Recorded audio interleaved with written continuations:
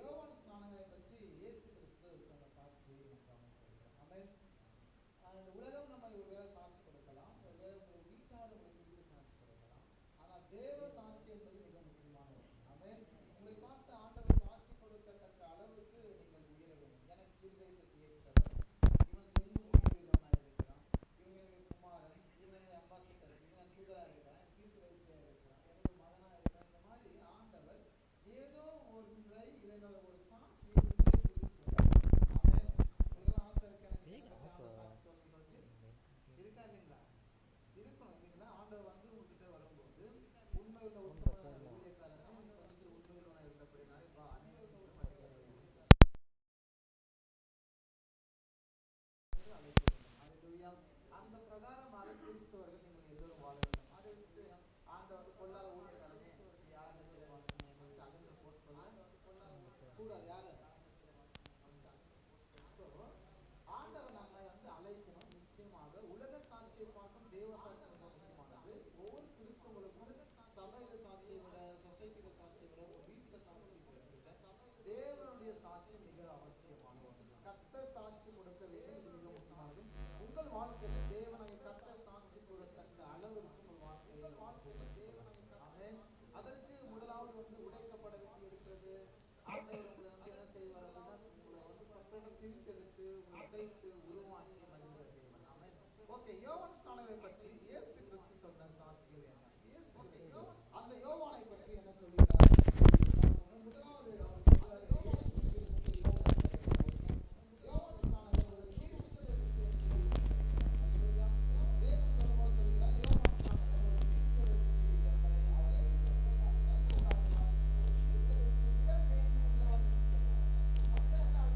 அவர் பார்த்த நீங்கள் அவர் ஆல்ரெடி அவர் வைத்திருந்த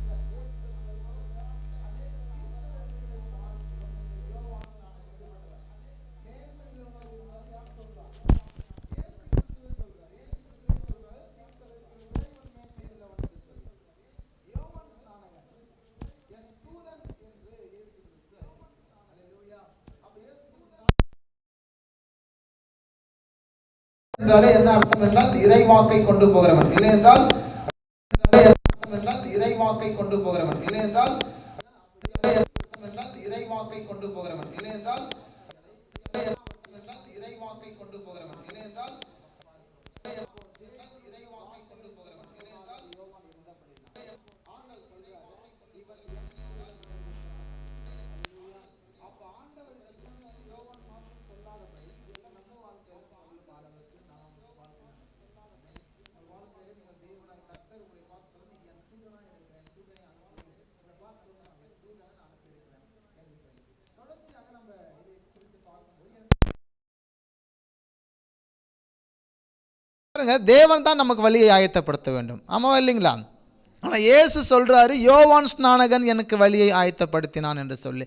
சில நேரங்களில் நம்ம சொல்லியிருந்தோம், சில நேரங்களில் வந்து நம்முடைய வாழ்க்கையில், நம்முடைய வீடுகளில், நம்முடைய இடத்துல வந்து பார்த்திங்கன்னா ஊழியம் செய்வதற்கு ஊழியக்காரர் என்ன செய்யணும்? அவருக்கு வழியை ஆயத்தப்படுத்தி கொடுக்கணும். அவங்க ஒரு ஃபங்க்ஷன் வைக்கிறோம், இல்லை பர்த்டே ஃபங்க்ஷன் வைக்கிறோம், இல்லை வெட்டிங் ஃபங்க்ஷன் வைக்கிறோம், ஏதாவது ஒரு ஃபங்க்ஷனை வச்சு சுவிசேஷத்தை மக்களுக்கு எப்படியோ திணிக்க வேண்டும், இல்லை சொல்ல வேண்டும், மக்கள் எப்படியோ இயேசு ஏற்றுக்கொள்ள வேண்டும். இப்படிப்பட்ட ஒரு வழியை நீங்கள் ஊழியருக்கு ஆயத்தப்படுத்தி தரும்போது அவர் வந்து கர்த்தருடைய வார்த்தை பேசும்போது குத்தப்பட்ட இருதயம் கர்த்தரை ஏற்றுக்கொள்கிறது. ஹல்லேலூயா. அப்போது வழியை ஆயத்தப்படுத்தினான் என்று வாசிக்கிறோம். அப்போ நீங்கள் எல்லோரும் தேவனாகிய கர்த்தர் உங்களை ஆசீர்வதிப்பதற்கு, இல்லைன்னா நீங்கள் உங்களால் பிறரை ஆசீர்வதிப்பதற்கு நீங்கள் வழியை ஆயத்தப்படுத்த வேண்டும். ஹல்லேலூயா. அது மட்டும் இல்லாமல் இந்த உலகத்தில் வாழ்ந்த எந்த மனிதனை பார்க்கிலும் இந்த யோவான் ஸ்நானகன் மேன்மையுள்ளவன் என்று இயேசு சொன்னார். ஆமென். எனவே இங்கே வாசிக்கும்போது மத்தேயு லூக்கா புத்தகத்தில் WBTCயில் மத்தேயுவில் பார்க்கும்போது இந்த உலகத்தில் வந்த எந்த மனுஷனை பார்க்கலாம் இந்த யோவான் ரொம்ப மேன்மையுள்ளவனா. எவ்வளோ அழகான நபர் பாருங்க. எந்த மனுஷனை பார்க்கலாம் மேன்மையுள்ளவன் என்றால் உண்மையாக நம்மை பார்க்கலாம் மேன்மையுள்ளவனாக இருந்திருக்கான். ஆமென். ஆமாவா இல்லைங்களா? எஸ், எந்த மனுஷனுக்கும் அவன் மேன்மையுள்ளவனாக இருக்கிறதையும் பார்க்கிறோம். லாஸ்ட் ஒன் பார்க்கும்போது வருகிற எலியா இவன் தான் என்று இயேசு சொன்னார். ஏன் எலியா என்று அவர்கள் அன்று நாட்களில் சொன்னார்கள் என்றால், எலியா வந்து அந்த மெஸ்ஸியாவை அறிமுகப்படுத்த வேண்டும். இதுதான் வந்து மிக முக்கியமாக இருந்தது. அது மட்டும் இல்லாமல் ஆல்ரெடி நம்ம உங்களுக்கு மெசேஜ் பண்ணியிருக்கிறது வந்து அவங்க வந்து ரசம் இருக்கும், திராட்சை ரசம், 4 வகையான கப்பு வச்சுருப்பாங்க, 4 வகையான கப்பு அவங்க குடிப்பாங்க. ஆமாங்களா? அதெல்லாம் உங்களுக்கு சொல்லி கொடுத்துருப்போம். எனவே இரண்டாவதாக ஒரு வகையான கப்பு இருக்கும், எலியாவின் கப்பு. மொதல் 4 வகையை சொல்லியிருக்கிறோம். முதலாவது வகையான கப்பு அந்த அதில் இருக்கிற ரசம் பார்த்திங்கன்னா எகிப்தின் அடிமைத்தனத்திலிருந்து விடுதலை ஆவதற்கு அடையாளப்படுத்தி அந்த முதல் கப்பின் ரசத்தை அந்த குடும்பத்தார் குடிப்பாங்க. ரெண்டாவது ஒரு கப்பு இருக்கும், எலியாவின் கப்பு. அதை யாரும் குடிக்க மாட்டாங்க, எடுத்து அப்படியே வச்சுருவாங்க. மூணாவது ஒரு கப்பு இருக்கும், அந்த கப்பை தான் இன்றைக்கி சபைகளிலே நாம் அனுசரிக்கிறதான ராபோஜன பந்தி.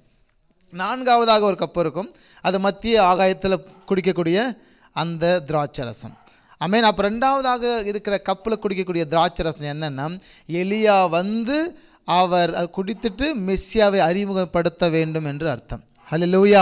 அந்த எலியாக்காக அந்த இரண்டாவது கப்பை அவர்கள் மோசஸ் காலத்திலிருந்து பின்பற்றினார்கள். அந்த இரண்டாவது கப்பை யார் குடிக்க வேண்டும்? எலியா குடிக்க வேண்டும். எலியா குடித்து என்ன சொல்ல வேண்டும்? மெஸ்ஸியாவை அறிமுகப்படுத்த வேண்டும். எலியா யார்? அப்போ யோவான் ஸ்நானகர். யார் மெஸ்ஸியாவை அறிமுகப்படுத்துகிறார்? யோவான் ஸ்நானகர். அவர் தான் இயேசு கிறிஸ்துவை இந்த பூமிக்கு அறிமுகப்படுத்துகிறார். எனவே அந்த எலியாவாகிய அந்த ஆவியை கொண்டவன் என்று சொல்லி இந்த யோவான் ஸ்நானகர் தான் இயேசு கிறிஸ்து குறிப்பிடுகிறார். இயேசு அவனை சொல்லும்போது அந்த வார்த்தை சொல்கிறார். அன்றி வானத்திலிருந்து ஒரு சத்தம் உண்டாகி, இவர் என்னுடைய நேசகுமாரன், இவரில் பிரியமாயிருக்க என்று உரைத்தது என்று வாசிக்கிறோம். அப்போ யோவான் ஸ்நானகர் ஞான ஸ்நானம் கொடுக்கும்போது இயேசு கிறிஸ்துக்கு வானத்திலிருந்து ஒரு சத்தம் உண்டாகி, இவர் என் நேசகுமாரன், இவரில் பிரியமாக இருக்கு என்று உரைத்த சத்தம் இட்டது. அப்போது யோவான் ஸ்நானகர் இயேசு கிறிஸ்துவுக்கு ஞானஸ்தானம் கொடுக்கிற அளவுக்கு அந்த வழியை ஆயத்தப்படுத்துகிறார். ஹல்லேலூயா. அப்போது ஒவ்வொரு மனுஷனும் தெய்வத்தை எப்படியாகிலும் மகிமைப்படுத்த வேண்டும். வராமன்னு சொல்லுவோமா?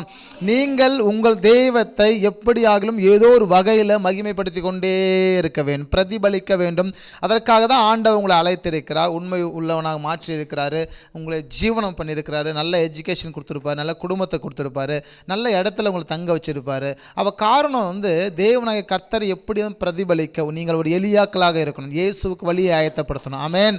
இயேசுவை பற்றி மக்களுக்கு சொல்லக்கூடிய அளவுக்கு நீங்கள் வழியை ஆயத்தப்படுத்தக்கூடியவர்களாக இருக்க வேண்டும். இங்கே வாசிக்கும் போது எல்லாம் சேர்ந்து வாசிக்கலாங்களா? யோவான் ஒரு கோகான். கோகான் அப்படின்னா என்ன அப்படின்னு பார்க்க இருக்கிறோம். எனவே மிக முக்கியமானது கவனிங்க எல்லாருமே. ஒரு கோகான், அந்த கோகானின் ஒர்க் என்ன, வேலை என்னன்னு பார்க்குறோம்.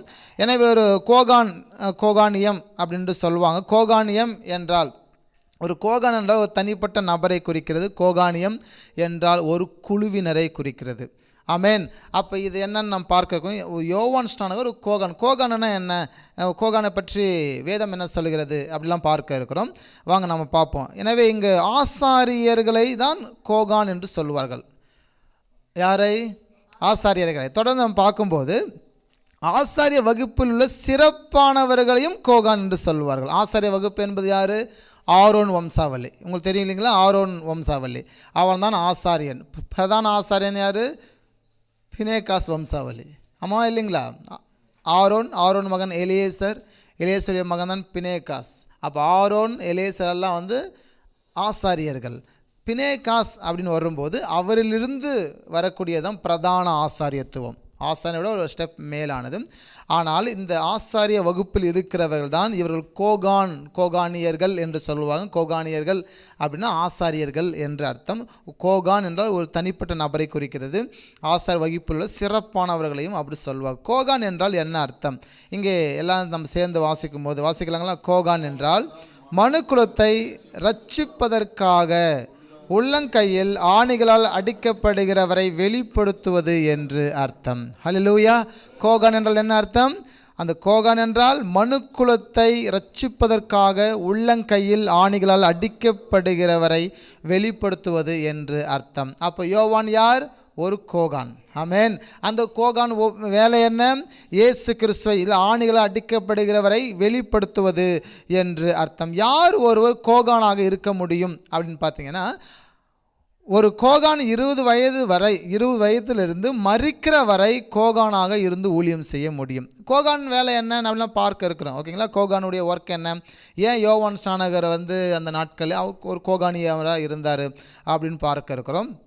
20 வயதிலிருந்து மரணம் வரை அவர் அந்த ஒர்க்கில் இருக்கலாம். கோகானியர் என்றதான அந்த வேலை. இப்போ எப்படி வேதபாரகன், பரிசேயன், சதுசேயன் இதெல்லாம் வாசிக்கிறோம்ல வேதாகமத்தில். ஆசாரியர்கள், பிரதான ஆசாரியர்கள் இதெல்லாம் வாசிக்கிறோம் இல்லைங்களா? எனவே இது போல கோகானியர்கள் என்பதான ஒரு பரிசுத்தமான ஜனத்தை குறிக்கிறது, பரிசுத்தமான நபர்களை குறிக்கிறது. ஒரு ஆசாரியத்துவத்தை போல ஒரு பரிசுத்த ஜனத்தை அதை குறிக்கிறது. அப்பா வம்சவழியிலும் அம்மா வம்சவழியிலும் ஆரோன் குடும்பத்தை சார்ந்தவர்களாக இருக்க வேண்டும். இதுதான் ஹைலைட் கோகானியர்கள். கோகான் அப்படின்னா என்னென்னா, அப்பா வம்சத்திலும் அவங்க ஆரோனுடைய வம்சாவளியிலே பிறந்திருக்க வேண்டும். அம்மா எடுத்துட்டோம் அப்படின்னா அவங்களும் ஆரோனுடைய பட்டியலிலே பிறந்திருக்க வேண்டும். எங்கேயும் சன்றில் கூட பிசுறு இருக்கக்கூடாது. 2000 வருஷம், அதாவது ஆரோனிலிருந்து ஏறக்குறைய 1500 ஆண்டுகள் ஆரோனிலிருந்து இயேசு கிறிஸ்து வரை ஆரோன் வம்சாவளியில் மட்டும்தான் இருக்கணும். இப்போ இன்றைக்கி இருக்க வம்சாவளிகள்லாம் நம்மளுக்கு நிறைய பட்டியல் தெரியாது. சில பேருக்கு உங்கள் அப்பாவுடைய அப்பா பேர் தெரியும், அவங்க அப்பாவுடைய அப்பா ஒரு 4 ஜென்ரேஷன் நேம் தெரியும், இல்லை 5 ஜென்ரேஷன் தெரியும், ஒரு 6 ஜென்ரேஷன் தெரியும். ஆனால் அந்த காலத்தில் அப்படி கிடையாது. இஸ்ரேல் மக்கள் வந்து பார்த்திங்கன்னா அவங்க கோத்திர பிதாக்கள் இந்த ஜென்ரேஷன் அவங்க தெரிந்திருக்க வேண்டும். தெரிந்திருந்தால்தான் அவர்களை என்ன செஞ்சாங்கன்னா அங்கீகரித்தார்கள், இல்லைன்னா என்ன செய்யலைன்னா அங்கீகரிக்கவில்லை. ஆமேன். அப்போது அவர்கள் அங்கீகரிச்சாங்க. இப்போ வந்து உங்கள் வம்சாவளி பட்டியல் அவங்கக்கிட்ட இருக்கணும். எந்த இனத்தான், எந்த கோத்திரத்தான் என்று சொல்கிறோம்ல. எனவே அந்த வம்சாவளி பட்டியல் ஒவ்வொரு யூதன்கிட்டையும் அவங்க பின்பற்றினார்கள். இப்படி ஒரு கோகானாக இருக்கணும்னா அவன் அப்பா வழியிலும் அம்மா வழியிலும் எந்த இடத்துலையும் அவர்கள் வேறு கோத்திரத்தில் பெண் எடுத்திருக்கக்கூடாது, பெண் கொடுத்துருக்கக்கூடாது. அது முழுக்க ஆசாரிய வகுப்பில் மாத்திரம்தான் அந்த ட்ராக் முழுசாக இருக்கணும்.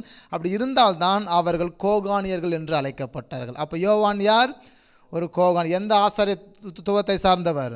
தொடர்ச்சியாக அந்த ஆரோன் அந்த வம்சாவளியை மாத்திரம் சார்ந்தவர் தான் இந்த யோவான் ஸ்நானகன். எந்த இடத்தும் பிசுறு இல்லாதவர். அதாவது எலிசபெத்தும் சகரியாவும் 2 பேருக்கும் பிறந்த மகன் யோவான் ஸ்நானகன். 2 பேருமே எந்த இடத்துலையும் ஆரோனிலிருந்து எங்கேயுமே பிசுறு இல்லாமல் அவர்கள் இனத்திற்குள்ளாக, ஆரோனுடைய வம்சத்திற்குள்ளாக மாத்திரம், பரம்பரைக்குள்ளாக மாத்திரம் பெண் எடுத்து பெண் கொடுத்தவர்கள் தான் இந்த கோகானியர்கள். யோவான் யார் என்றால் ஒரு கோகானியராக இருக்கிறார். ஆரோன் முதல் இப்பொழுது வரை, அந்த நாட்கள் வரை 100% ஆரோனின் வம்சத்தில் பிறந்தவனாக அவன் இருக்க வேண்டும். ஒரு கோகானின் பணி என்ன அப்படின்னு பார்த்தீங்கன்னா, இந்த கோகான் ஒர்க் என்ன? இப்போ வேத பாருங்கன்னா அவங்களுக்கு ஒரு ஒர்க் இருக்குது, ஆசாரியர்கள் என்றால் அவங்களுக்கு ஒரு ஒர்க் இருக்குது. இப்போ கோகானியர்கள் என்றால் அவங்களுக்கு என்ன வேலை அப்படின்னு பார்க்கும்போது இங்கே நம்ம அப்படி வாசிக்கலாம் எல்லாம் சேர்ந்து. ஆசரிப்பு கூடாரத்தில் மக்கள் தங்கள் பாவங்களை நீக்கப்படுவதற்காக பலி செலுத்த ஆட்டை கொண்டு வருவார்கள். கோகான் என்பவர் தான் எந்த ஆடு பலி செலுத்த வேண்டும் என்றும் பலி செலுத்தக்கூடாது என்றும் சொல்ல வேண்டும். எனவே கோகான் தேர்ந்தெடுக்கும் ஆட்டைத்தான் மக்கள் தங்கள் பாவங்களுக்காக பலி செலுத்த வேண்டும். கோகான் ஒர்க் என்ன? அந்த ஆட்டை அவர்கள் தான் சூஸ் பண்ணுவாங்க. ஆமென். எப்படி ஒரு பிரதான ஆசாரியன் அந்த ஆட்டை சூஸ் பண்ண, மக்கள் கொண்டு வர ஆடு இது சரியான பலி செலுத்தக்கு உட்பட்டதா, இது பலி செலுத்தலாமா என்பது யார் சூஸ் பண்ணிட்டு இருந்தாங்க அப்படின்னா அந்த கோகானியர்கள் தான் சூஸ் பண்ணுவாங்க. ராமன் சொல்லுவோமா, அவர்கள் எதை சூஸ் பண்ணுறாங்களோ, எதை அவர்கள் எடுக்கிறார்களோ அதை தான் என்ன செய்தார்கள் என்றால் ஆசாரியர்கள் பலி செலுத்தினார்கள். கோகான் வர வேண்டும், இதை பார்க்க வேண்டும், அதை பார்த்து தலைமையில் கையை ஜெபம் பண்ணிட்டு இந்த ஆடு ஓகே இது பலி செலுத்தாம் என்று சொல்லப்பட்ட பின்புதான் அந்த ஆட்டை ஆசாரியரை எடுத்து அதை பலி செலுத்துவார்கள். மக்கள் அப்படி அந்த கோகானியர்கிட்ட தான் அந்த பர்மிஷன் வாங்கினாங்க. சினகாக்கில் நியாயப்பிரமாணத்தை 3 பேர் வாசிப்பார்கள். முதல் நபர் கோகான், 2வது நபர் லேவி, 3வது நபர் யாரோ ஒரு இஸ்ரவேலர்கள். சினகாக் என்றால் என்ன அர்த்தம் என்று பார்த்தீங்கன்னா ஜபாலயம். தேவாலயம் இருந்தது, ஜபாலயம் இருந்தது, ரெண்டுத்துக்கும் வித்தியாசம் இருக்குது. தேவாலயம் என்பது சாலமோன் கட்டினது தேவாலயம், செருபாபேல் கட்டினது தேவாலயம். புரியுதுங்களா? இன்று இருக்கிறது எல்லாம் என்னது? ஜபாலயம். இன்றைக்கி தேவாலயம் என்று ஒன்று இல்லை. ஒருவேளை 1000 பேர் 1,00,000 பேர் ஒரு சபையில் இருந்தாலும், பெரிய பெரிய சர்ச்சஸ் இருந்தாலும் அதுக்கு என்ன நேம் தான் இருக்குது? சினகாக் என்றதான ஜபாலயம். இஸ்ரேல் தேசத்தில் ஆங்காங்கே சினகாக் இருந்தது. அந்த சினகாக்கில் தான் இயேசு கிறிஸ்து என்ன செய்கிற போய் பிரசங்கம் செய்கிறாரு. எனவே இன்றைக்கி தேவாலயம் இடிக்கப்பட்டாயிற்று. கிறிஸ்துக்கு பின்பதாக 71ஆம் நூற்றாண்டில் ஒரு மன்னன் வைத்து இடிக்கப்பட்டு என்ன செய்யப்பட்டு தரைமட்டமாக்கப்பட்டது. அந்த தேவாலயத்தை பின்காலத்தில் அந்தி கிறிஸ்து காலத்தில் கட்ட போகிறாங்க. அதுதான் தேவாலயம். அந்த தேவாலயத்துக்கு தான் இன்றைக்கி எத்தனையோ கிறிஸ்தவர்கள் கூட இந்தியாவிலேருந்து பணத்தை பொருட்டுகிறார்கள். எங்கே தேவாலயம் கட்ட? எருசலேமில் கட்ட. யார் எருசலேம் தேவாலயத்தை கட்டுவாங்கன்னு சொல்லி வேதம் சொல்லுகிறது? அந்தி கிறிஸ்துவன் எருசலேமில் தேவாலயத்தை கட்ட போகிறான். பின் காலத்தில் வருங்காலத்தில் இருக்க போது இப்போது எருசலேமுடைய அந்த தேவாலயம் இருந்த இடத்துல ஒரு 60% தான் இஸ்ரேலுக்கு சொந்தமாக இருக்குது, மீதி 40% பாலஸ்தீனுக்கு சொந்தமாக இருக்குது. அப்படின்னால தான் இன்றைக்கி அவ்வளோ பிரச்சனை, யுத்தம் நடந்துகிட்ருக்கு. ஒரு காலங்கள் வரும்போது மதத்தின் அடிப்படையில் ஒன்று கூடி அந்த தேவாலயத்தை கட்டப்போ அதை தான் தேவாலயம் என்று பார்க்குறோம். வேதாகமத்தில் இருக்கிற 11 தேவாலயம் டோட்டலாக படிச்சிருப்போம், பார்ப்போம். ஒரு வேளை உங்களுக்கு புரியறதுக்காக சாலமோன் தேவாலயம் இதுதான் தேவாலயம் என்று வேதம் அங்கீகரித்தது. இயேசு கிறிஸ்து இருந்த காலத்தில் இருந்த தேவாலயம். இயேசு கிறிஸ்துக்கு பின்பதாக 71வது வருஷத்திலே அது இடிக்கப்பட்டது. அதுக்கு பிற்பாடு இருக்கிறது எல்லாமே ஜப ஆலயம். எனவே சினஹாக் என்று சொல்லுவாங்க, அதுதான் ஜப ஆலயம். இன்றைக்கி இருக்கிற தேசத்தில் இருக்க எவ்வளோ பெரிய சர்ச் இருந்தாலும், 3 பேர் இருக்க சபையாக இருந்தாலும், 3000 பேர் இருக்க சபையாக இருந்தாலும், அதுக்கு நேம் வந்து என்னது? ஜபாலயம், தேவாலயம் அல்ல. தேவாலயம் என்று ஒன்று இப்போ இல்லை. ஓகே, இப்போ நம்ம மறுபடியும் கட்டுவாங்க அந்த கிறிஸ்து காலத்தில். ஓகே, அந்த சினகாக் என்றதான அந்த ஜபாலயத்துக்குள்ளாக எப்போவுமே 3 பேர் என்ன செய்வாங்கன்னா பிரசங்கம் பண்ணுவாங்க. முதலாவது கோகானியர்கள், யாராவது ஒருவர் அங்கே பிரசங்கம் செய்வார். புரிதுங்களா சொல்கிறது? ஓகே. ரெண்டாவதாக ரெண்டாவதாக வந்து யாரோ ஒரு லேவியர்கள் அங்கே பிரசங்கம் செய்வார்கள். மூணாவதாக யாரோ ஒரு இஸ்ரவேலர் வந்து அங்கே பிரசங்கம் செய்யலாம். இயேசு கிறிஸ்து ஒரு இடத்துல போயிட்டு, ஜபாலயத்தில் போயிட்டு, நாசரேத்தில் ஜபாலயத்துக்குள்ளே உட்காந்துட்டு இருக்காரு. ஒரு கோகானியர் யாரோ ஒரு வந்து பிரசங்கம் பண்ணி போயாச்சு, ஒரு 10-15 நிமிஷம். ரெண்டாவதாக லேவி கோத்திரத்தார் ஒரு வந்து பிரசங்கம் பண்ணிட்டு போயாச்சு. இப்போது மூணாவது ஒரு ஆள் வேணும். யார் வேணும்? அதை எனி ஒன் இஸ்ரவேலன். அப்போது பார்க்குறாங்க, யாராவது பிரசங்கம் பண்ணுறீங்களாப்பா? இவர் நீங்கள் பிரசங்கம் பண்ணுறீங்களா? யோசேப்பின் குமாரனே என்று சொல்லப்படும் போது இயேசு கிறிஸ்து வந்து நிற்கிறாரு. ஏசாயா தீர்க்கதரிசி எடுத்து அவர் பிரசங்கம் பண்ணுறாரு. எந்த கேட்டகரியில் வராருன்னு பார்த்தீங்கன்னா, அவர் 3வது கேட்டகரியில் வந்து அவர் பிரசங்கம் பண்ணுறாரு. நான் பேச உங்களுக்கு புரியுதுங்களா? இயேசு கிறிஸ்து எப்படி உள்ளே விட்டாங்க அந்த ஜபாலயத்துக்குள்ளே என்றால், 3வது கேட்டகரி அவர் ஒரு இஸ்ரவேலன் என்பதற்காக. ஆமேன். அப்போ ஒரு கோகானியர்கள் முதலாவது பிரசங்கம் செய்ய வேண்டும், ரெண்டாவது ஒரு லேவியர்கள் பிரசங்கம் செய்ய வேண்டும், மூணாவது ஒரு இஸ்ரவேலன் பிரசங்கம் செய்ய வேண்டும். எனி இஸ்ரவேலன். அங்கே இருக்கிறவர்கள் ஒருவேளை கர்த்தர் வார்த்தை பேசணும்னு நினைக்கிறவங்க யார் வேண்டுமானாலும் என்ன செய்யலாம், அந்த இடத்துல வந்து அவர்கள் பேசலாம். அப்பொழுது தான் ஏசாயா தீர்க்கதரிசனத்தை கர்த்தராக இயேசு கிறிஸ்து எடுத்து, இந்த வேத வாக்கியம் இன்று நிறைவேறுகிறது என்று சொல்லப்படும் அர்த்தத்தில் இது எப்படி கூடும், இது மெஸ்ஸியா நிறைவேற்ற வேண்டும் என்று சொல்லி அவரை பிடிச்சிட்டு போயிட்டு தலைகீழாக தள்ளிவிட ஒரு மலை, செங்குத்தான மலைக்கு கொண்டு போனார் என்று வாசிக்கிறோம். அங்கிருந்து அவர் மறைந்து போனார் என்று வேதத்தில் கவனிக்கிறோம். அப்போது 3 கேட்டகரியில் ஒரு ஜபாலயத்தில் பிரசங்கம் நடந்தது. அன்றைக்கு இன்றைக்கி வந்து ஒரே பாஸ்டர் 1 மணி நேரம் நாங்கள் பேசுகிறோம். அன்றைக்கி அந்த 1 மணி நேரத்தில் 2 மணி நேரத்தில் 3 பாஸ்டர் என்ன செய்வாங்க, ஸ்தோத்திர பாட்டை பாடுவாங்க. அதுக்கப்புறம் வந்து 3 பாஸ்டர்ஸ் அங்கே இருப்பாங்க. ஒரு நபர் கோகானியர்கள் யாரோ ஒருவர் இங்கே பேசலாம். இந்த சபைக்குன்னு ஒரு கோகானியர்களை 2-3 பேர் நியமிக்கப்பட்டிருக்கும். ரெண்டாவது லேவியர்கள், யாராவது ஒரு லேவியன் வந்து இங்கே பேசுவதற்கு அலோ இருக்குது. ஏன் லேவியர்கள் பேச வேண்டும்? ஜபாலயத்திலே, அந்த ஆசரிப்பு கூடாரத்திலே லேவியர்கள் தான் பிரசங்கம் செய்ய வேண்டி அவர்களுக்கு ஆண்டவர் அனுமதித்திருந்தார். ஹல்லேலூயா. லேவியர்கள் தான் சபை ஒர்க் செய்யணும், சபையில் இருக்கிற எல்லா வேலையும் லேவியர்கள் செய்ய வேண்டும். மூன்றாவதாக இஸ்ரவேலர்னு சொன்னோம். அப்போ கோகான் என்பவர் யாருன்னு பார்த்தீங்கன்னா அந்த யோவான் ஸ்நானகர் அவர்கள். ரெண்டாவதாக அதிலே லைனில் லாஸ்ட்டு படிக்கும்போது இஸ்ரவேலர். எனவே இயேசு கிறிஸ்து அந்த 3வது ட்ராக்கில் தான் என்ன செய்கிறாருன்னா அந்த ஜபாலயத்தில் பிரசங்கம் செய்கிறார். ஹல்லேலூயா. அந்த சினகாக் என்றதான ஜப ஆலயம். தொடர்ச்சியாக நம்ம பார்க்கும்போது பிரதான ஆசாரியர்கள் என்னென்ன செய்வார்களோ அவைகள் எல்லாவற்றையும் இந்த கோகானியர்கள் செய்வார்கள். கோகானியர்கள் என்பது ஆலயத்துக்குள்ளும் வேலை செய்தார்கள், ஆலயத்துக்கு வெளியிலும் மக்களை பரிசுத்தப்படுத்தினார்கள். ஆமாம். இன்றைக்கி எப்படி சர்ச் பாஸ்டர்ஸ் நாங்கள்லாம் வந்து உள்ளே ஒர்க் பண்ணக்கூடியவங்க, சுவிசேஷகர்கள் இருக்காங்க, அப்போஸ்தலர் இருக்காங்க, அதாவது போதக ஊழியர்கள் இருக்காங்க. இவங்கெல்லாம் வெளியே போய் ஒர்க் பண்ணக்கூடியவங்க. ஆமென். வெளியே போய் கர்த்தர் நாமத்தை சொல்லி அவர்கள் ரட்சிப்புக்குள் நடத்துகிறவர்கள். இப்படி கோகானியர்கள் என்பது ஒரு குழு கோகானியர்கள் சபைக்குள் ஒர்க் பண்ணாங்க, ஆசரிப்பு கூடாரத்துக்குள்ளே ஒர்க் பண்ணாங்க. ஒரு குழு கோகானியர்கள் ஜப ஆலயங்களில் ஒர்க் பண்ணார்கள். ஒரு குழு கோகானியர்கள் ரோட்டில் என்ன செஞ்சாங்க, அங்கே தேவனை பற்றி அவர்கள் சொன்னாங்க. எக்ஸாம்பிள் நாத்தானியேலை போல அத்தி மரத்தின் கீழே அவர்கள் பிரசங்கம் செய்தார்கள், தேவ வார்த்தைகளை அங்கே சொல்லி கொண்டிருந்தார்கள். எனவே அந்த பிரதான ஆசாரியர்கள் என்னென்ன செய்வார்களோ அவர்கள் எல்லாமே கோகானியர்கள் செய்வதற்கு ஆண்டவர் அனுமதித்திருந்தார். எனவே இந்த ஆசீர்வாதத்தை ஒரு கோகான் தான் சொல்ல வேண்டும். நாம் இதுவரையும் படிச்சிருப்போம்ல, என்னாகும் 6வது அதிகாரம் 23 to 27 வரை. இந்த ஆசீர்வாதத்தை இன்னைக்கு இருக்கிற ஊழியர்கள் தான் பேச வேண்டும் என்றதான ஒரு கண்டென்ட் இருக்குது. அது வந்து ஒரு கோகானியர்கள் சொல்வதற்கு தான் பின்காலத்திலே ஆண்டவர் அனுமதித்தார். இந்த வசனத்தெல்லாம் வாசிக்கலாங்களா? 30 வயது முதல் 50 வயது வரைக்கும் உள்ள எல்லாரையும் எண்ணி தொகை ஏற்றுவாயாக.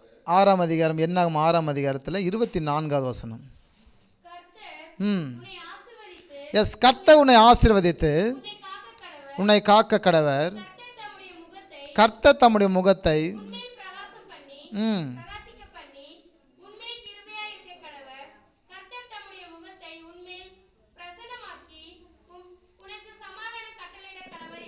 போதும். இந்த 3 வசனத்தை நாம் கவனிச்சிருப்போம். எனவே இங்கே ஒரு ஆசீர்வாதம் சொல்லுகிறது. எனவே ஊழியர்கள் பெரிய அளவுக்கு எங்கே போனாலும், எந்த வீட்டுக்கு போனாலும் இந்த வசனத்தை பெரும்பாலும் சொல்லுகிறது உண்டு, சொல்லி ஆசீர்வதிப்பது உண்டு. எனவே மிக முக்கியமாக ஊழியர்களுக்கு ஆசீர்வதிக்கிற அந்த மகிமையை கர்த்தர் கொடுத்திருக்கிறார். அவர்கள் ஆசீர்வதிக்க வேண்டும். ஸோ இங்கே பார்த்தீங்கன்னா இந்த ஆசீர்வாதத்தை யார் முக்கியமாக சொல்ல வேண்டுமானால் ஒரு கோகானியர்கள் தான் இந்த ஆசீர்வாதத்தை சொல்ல வேண்டும். ஆமென். என்ன ஆசீர்வாதம் சொல்ல வேண்டும்? கர்த்தர் தம்முடைய முகத்தை, கர்த்தர் உன்னை ஆசீர்வதித்து உன்னை காக்க கடவர். 24வது வசனம். 25வது வசனம், தம்முடைய முகத்தை உன்மேல் பிரகாசிக்க பண்ணி உன்மேல் கிருபையாயிருக்க கடவர். லாஸ்ட் ஒன், கர்த்தர் தம்முடைய முகத்தை உண்மை பிரசன்னமாக்கி உனக்கு சமாதானம் கட்டளையிட கடவர் என்பதே. ஹல்லேலூயா. அப்போ இந்த ஆசீர்வாதம் ஒரு கோகானியர்களால் தேவ பிள்ளைகளுக்கு வழங்கப்பட்டதான ஒரு ஆசீர்வாதம். ஆண்டவர் கோகானியர்கள் இதை சொல்லி மக்களை வாழ்த்த வேண்டும் என்று சொன்னார்கள். இந்த கோகானியர்கள் எங்கே இருப்பாங்கன்னு சொல்லியிருக்கிறேன்? தேவாலயத்துக்குள்ள, ஜபாலயத்துக்குள்ள, வெளியில். ஓகேங்களா? இந்த கோகானி எங்கெங்கே இருப்பாங்க, எங்கெங்கே ஊழியம் பண்ணுவாங்க? தேவாலயத்துக்குள்ளவும் ஊழியம் பண்ணுவாங்க. அன்றைக்கி இருந்த சின்ன சின்ன ஜபாலயத்தில் ஊழியம் பண்ணாங்க. 3ஆவதாக இவர்கள் பார்த்தீங்க அப்படின்னா வெளியே இருக்கிற மக்களுக்கு ஊழியம் பண்ணாங்க. எங்கெல்லாம் ஊழியம் செய்தார்களோ அங்கெல்லாம் இந்த ஆசீர்வாதத்தை அவர்கள் சொன்னார்கள். ஹல்லேலூயா. எனவே ஒரு கோகானியன் சொல்ல வேண்டிய ஆசீர்வாதம் இன்று சபையில் இருக்கிற ஊழியர் சொல்ல வேண்டும். ஒரு ஆமென் சொல்லுவோமா? இன்னும் சுருக்கி சொல்லப்போனால் 5 விதமான ஊழியங்கள் இருக்கிறது உண்டு. உங்களுக்கு எல்லாருக்கும் தெரியும். அப்போஸ்தலர்கள், மேய்ப்பர்கள், தீர்க்கதரிசிகள், போதகர்கள், அப்புறம் சுவிசேஷகர். ஓகே, 5 விதமான ஊழியம். 5 விதமான ஊழியக்காரர்களிலும் மிக முக்கியமாக இந்த வசனத்தை சொல்லக்கூடிய ஒரு அத்தாரிட்டி, ஃபுல் அத்தாரிட்டி யாருக்குன்னு? ஒரு மேய்ப்பனுக்கு. ஹல்லேலூயா. சபையின் மேய்ப்பர்கள் இந்த வசனத்தை சொல்லி கர்த்தர் ஆசீர்வதிக்க சொல்கிறார். இந்த வசனத்தை சொல்லி அவங்களை ஆசீர்வதிக்க அன்றைக்கி சொன்னார். அப்போது ஒரு கோகானியன் வேலை என்னென்னா ஆசீர்வதிப்பது மட்டும். ஹல்லேலூயா. ஒரு கோகானியன் ஒர்க் என்ன?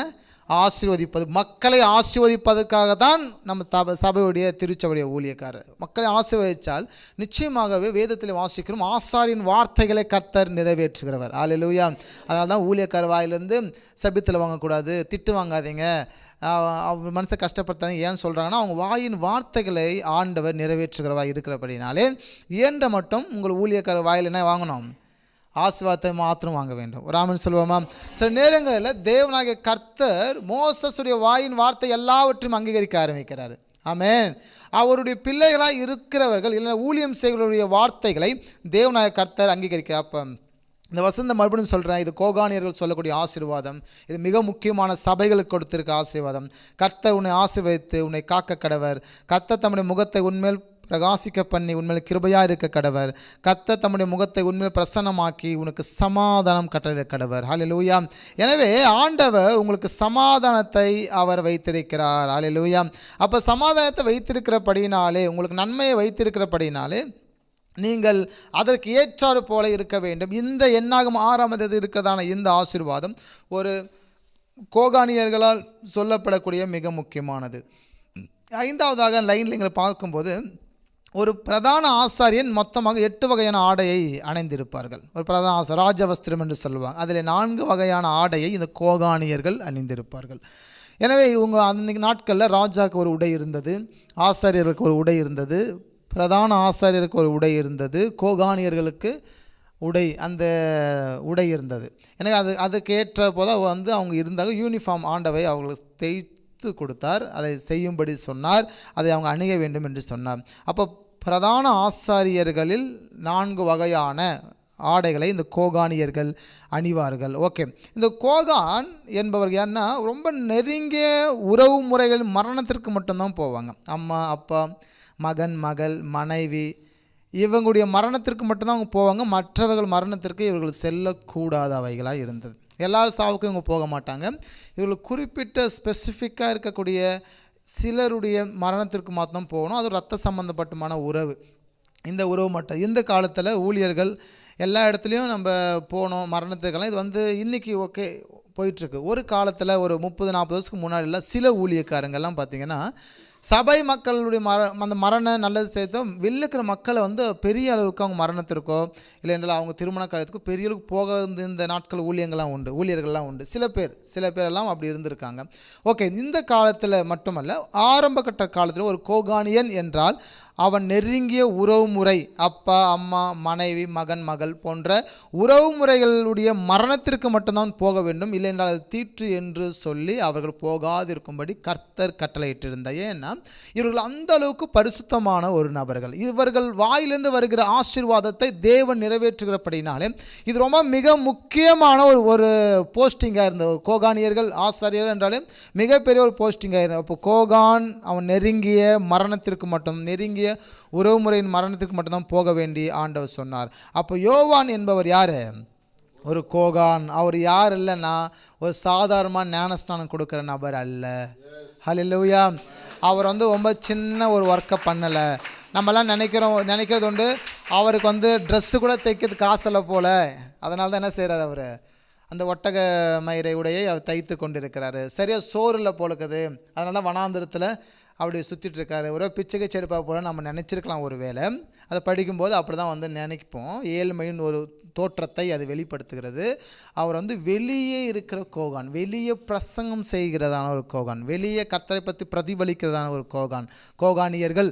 அந்த மக்கள் கவனித்து பாருங்கள், அந்த மக்கள் எந்த சத்தமும் 400 ஆண்டுகள் கேட்டிராத மக்கள் திடீரென்று வனாந்திரத்தில் ஒரு சத்தம் சொன்ன உடனே அவ்வளோ பேர் தங்களை ஒப்பு கொடுத்து ஞானஸ்நானம் எடுக்க வேண்டிய அவசியம் என்ன? அப்போது யார் சொல்லியிருந்தாலும் இவர்கள் கேட்பாங்க. அப்போ சொல்லுகிறவர் மிக மிக ஒரு சொசைட்டியில் வந்து பெரிய ஒரு ஆளாக இருந்திருந்தால் தான் அவர் சொல்லும்போது இவர்கள் எல்லோரும் தங்களை ஒப்பு கொடுத்தார்கள்.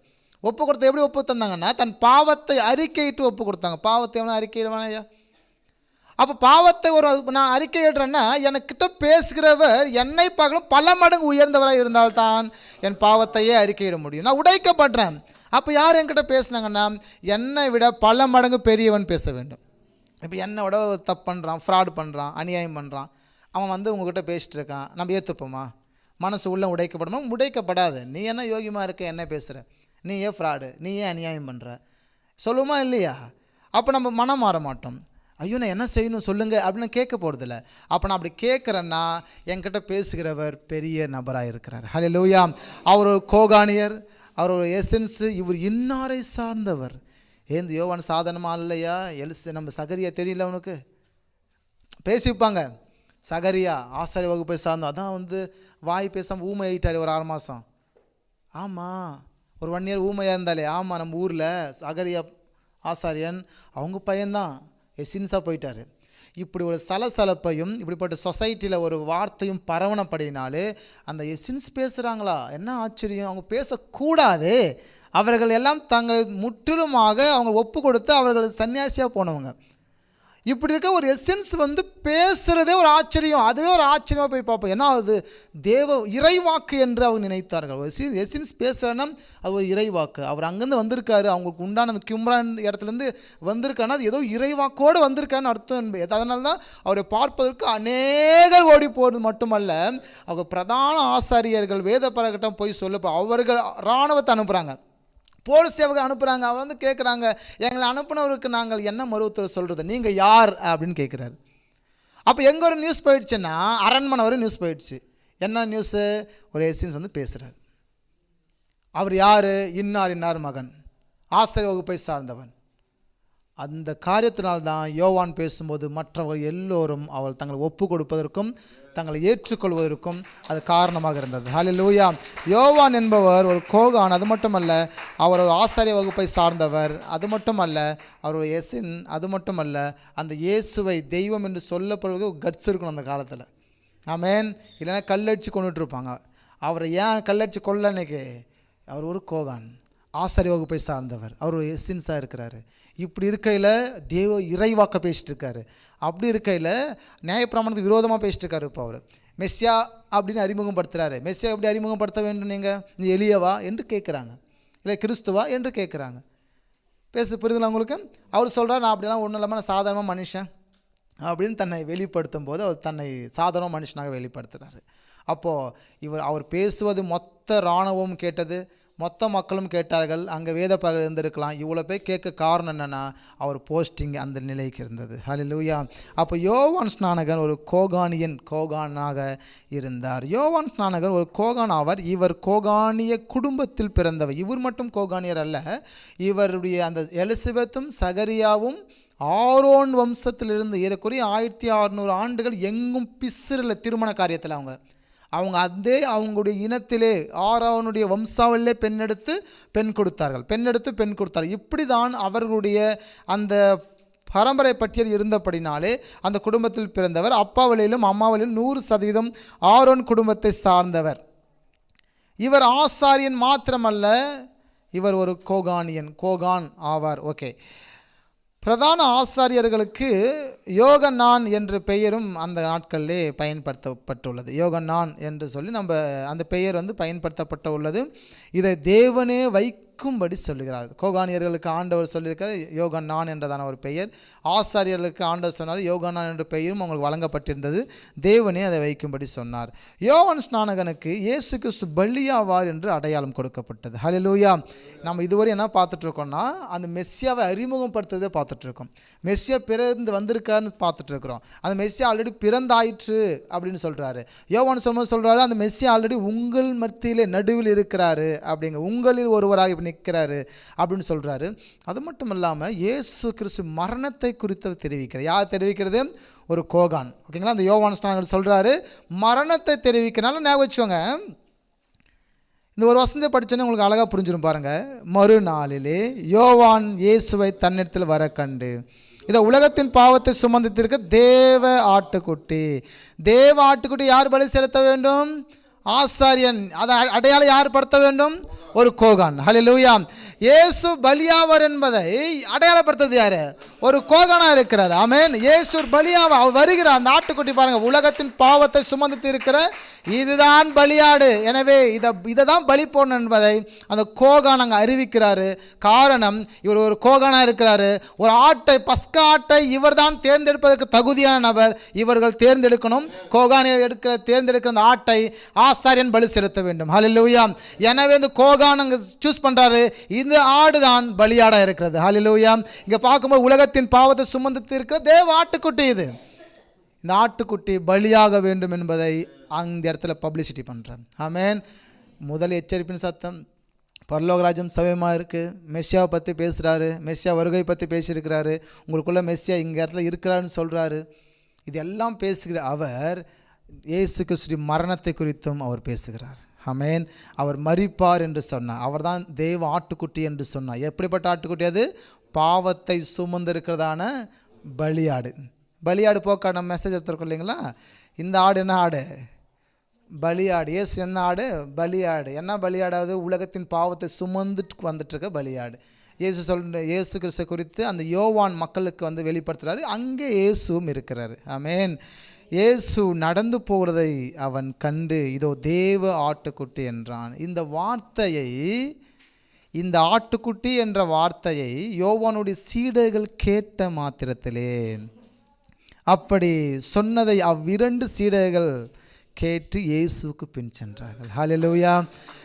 எதனால பின் செல்றாங்க?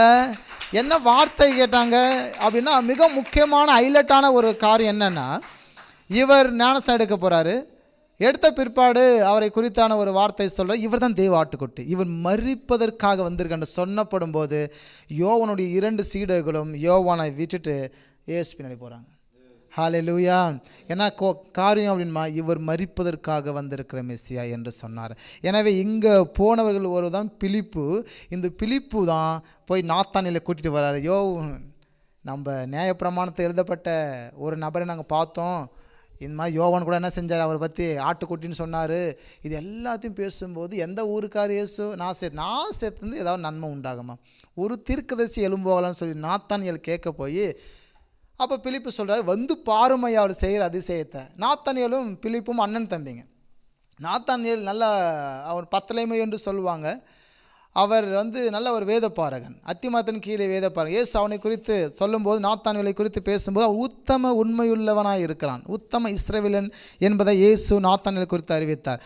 அப்போது இரண்டு சீடர்களும் எதை கேட்டு இயேசுக்கு பின் சென்றால் என்றால், இவர் தேவ ஆட்டுக்குட்டி, இந்த ஆட்டுக்குட்டி பலியாடு, இந்த ஆட்டுக்குட்டி பாவத்தை சுமக்கிற ஆடு, ஸோ இந்த ஆடு தான் உலகத்தின் ரட்சிக்கும் ஆமென் என்று சொல்லப்படும் போது தான் என்ன செய்ததுன்னா, இந்த பிலிப்புவும் அந்திரேயாவும் என்ன செய்கிறாங்கன்னா, இயேசுவுக்கு பின் சென்ற உலகத்தின் பாவத்தை சுமந்து தீர்க்கும் தேவ ஆட்டுக்குட்டி என்று சொன்ன உடனே இரண்டு சீடர்கள் ஏன் இயேசுவை பின்பற்றி போனார்கள் என்றால், அவர்தான் பலியாடு.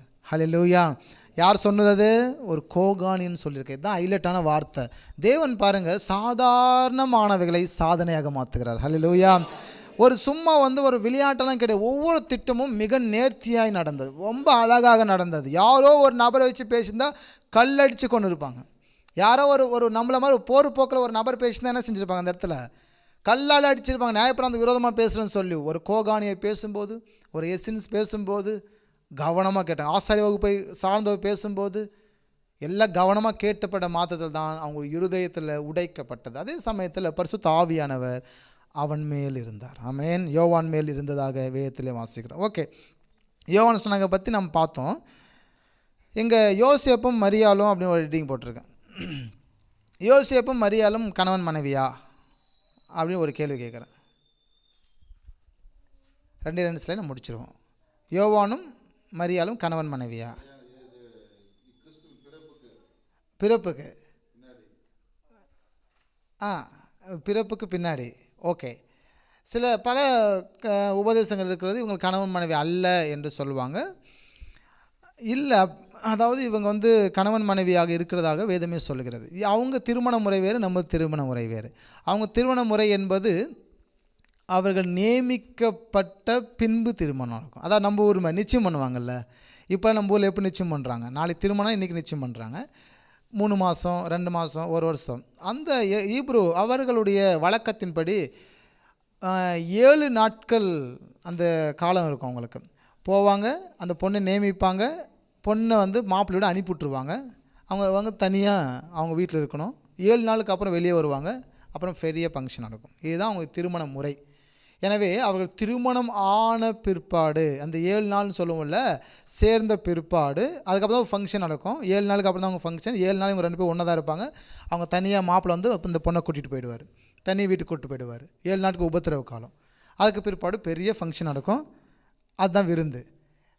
எனவே இயேசு கிறிஸ்துவ தேவன் மணவாளன், மணவாட்டியாக நம்மை கூட்டிகிட்டு போயிடுவார். 7 நாள் என்பது 7 வருட உபத்திரவு காலம் முடிந்த பிற்பாடு 1000 வருட அரசாட்சி. அப்பொழுது பெரிய ஃபங்க்ஷன். புரியுதுங்களா பேசுகிறது? எனவே அதுக்கு ஒப்பிட்டு இருக்குது. இப்போ தான் யூதர்களுடைய திருமண முறை இருந்தது. யோசேப்பும் மரியாளும் இந்த 7 நாட்கள், அந்த 7 நாள் சொல்ல முதலாவது நாளில் திருமணம் ஆயிடுச்சு. அதாவது நியமிக்கப்பட்டாயிற்று. எல்லோரும் இவன் இன்னார் மனைவி, இவன் இன்னார் கணவன் நியமிக்கப்பட்டாயிற்று. பண்ணப்பட்ட பிற்பாடு தான் தெய்வதூதர் அவங்களோடு பேசுகிறார் முதல் நாளிலே. ஆமென். ஓகே, இங்கே பாருங்கள், கணவன் மனைவியா வசன ஆதாரங்கள் இருக்கிறது. அவள் புருஷனாகிய யோசேப்பு நீதிமானாக இருந்த. யாருடைய புருஷன்? மரியாதை புருஷன். திருமணம் ஆயிருக்கா? ஆயிருக்கப்படினால தான் புருஷன் என்று சொல்லுவாங்க. ஆமாங்களா? இல்லை என்றால் புருஷன் என்று சொல்ல மாட்டாங்க. அவளை அவமானப்படுத்த மனது இல்லாமல் ரகசியமாக அவளை தள்ளிவிட யோசனையாக இருந்தான். இங்கே பாருங்கள், தாவீதின் குமாரனாகிய யோசேப்பே மனைவியாகிய மரியாதை சேர்த்துக்கொள். அல்லேலூயா. அப்போ மனைவி என்று சொல் வரணுமெனா அவங்க திருமணம் செஞ்சிருக்க வேண்டியதாக இருக்கிறது. ஆமாவா இல்லைங்களா? ஒரு நிச்சயம் ஆகிட்டா யாரும் மனைவியின் உரிமையை பேச முடியாது. ஆமாவா இல்லைங்களா? நினச்சதை நம்ம கூட்டிகிட்டு போக முடியாது, நினச்ச மாதிரி பேச முடியாது. ஒரு திருமணம் ஆனால்தான் மனைவி என்றதான ஒரு வார்த்தை சொல்ல முடியும். இல்லை காலையிலே அவங்களுக்கு திருமணம், அவங்க தாலி கட்டிட்டாங்க அப்படின்னா, நிறைய இடத்துல நடக்குது இல்லைங்க விபத்துகள், தாலி கட்டிட்டாங்க அப்படின்னா ஈவினிங்குள்ளவே ஒரு கணவனோ மனைவியோ மரித்து போனாலும் இன்னொரு நபர்களுக்கு அவங்களுக்கு திருமணம் ஆனபடி தான் அவர்களுக்கு பட்டம் வழங்கப்படுகிறது. ஆமாவா இல்லைங்களா? ஸோ உன் மனைவி ஆகிய மரியாள் என்று அப்போ இவங்க ஏதாவது ஏன் நான் சொல்கிறேன்னா, சில நபர்கள் இதை எடுத்து அவங்க 2 பேர் திருமணமே ஆகலை அப்படின்னு சொல்கிறேன். திருமணம் ஆகலை அப்படின்னா அது கள்ள உறவுன்னு அர்த்தம்.